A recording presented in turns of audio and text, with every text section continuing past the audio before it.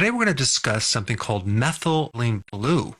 Now, I haven't done a video on this ever, simply because it's not a natural remedy. It's actually a synthetic drug, but it is sold over the counter and it's been around for a very long time, and it has some fascinating properties that I think you need to know about. Now, it was discovered in 1876, if I'm not mistaken, and it was the first fully synthetic drug in medicine. It was used as one of the first antibiotics. It was used as one of the first antipsychotic drugs. In 1891, it was used for malaria.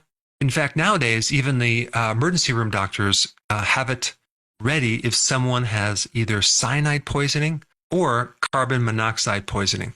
And so it is a compound that creates some very interesting effects. At lower doses, it can act as an antioxidant. And I'm talking about the dose of 0.5 milligrams to 4 milligrams per kilogram weight.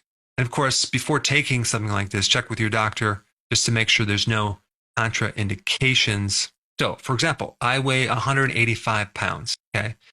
That's roughly around 84 kilograms. So if you do the math, I would need per day, roughly on the low end, about 42 drops because it comes in a liquid. And in one drop, you have 0.5 milligrams. So if I were going to take it, I would take like 10 drops in some water 4 times a day. And if you're going to try this remedy, I would definitely make sure you get the USP pharmaceutical grade at 1% solution, which will give you about 0.5 milligrams per drop. So what type of conditions would methylene blue potentially help someone with? Well, septic shock, especially if the blood pressure has dropped significantly. Anaphylaxis, which is anaphylactic shock, a very severe allergy reaction. If someone had a virus, because it has very potent antiviral properties. It's good for brain fog, memory loss. It's been studied to help people with depression, anti-candida properties as well. It also apparently is really effective in tissues that demand high amounts of oxygen, which I'm going to explain in a little bit why, like neurodegenerative conditions like Alzheimer's, Parkinson's. It's even good for things like gout because it can help break down uric acid.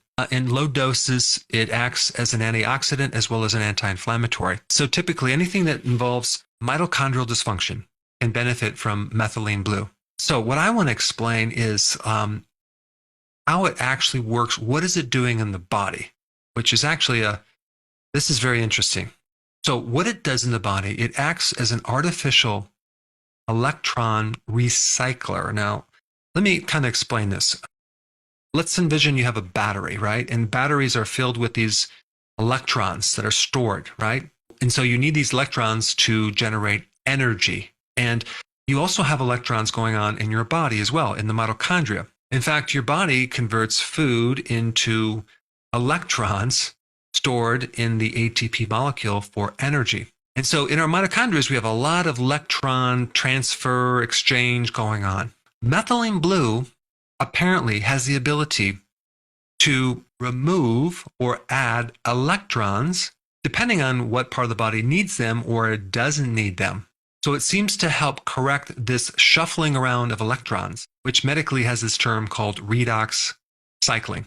So this is one of the reasons why this could give someone with fatigue more energy.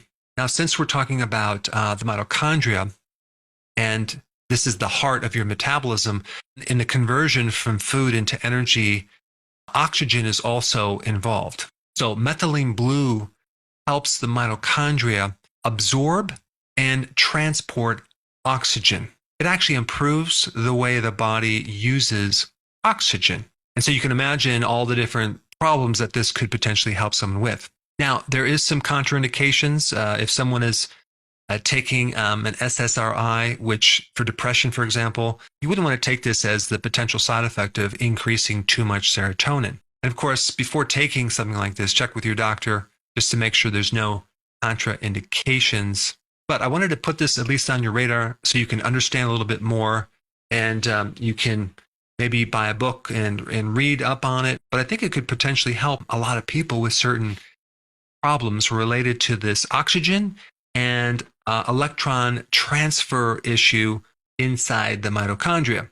Now, since we're on the topic of this mitochondrial dysfunction, if you haven't seen this video, You might want to check it out.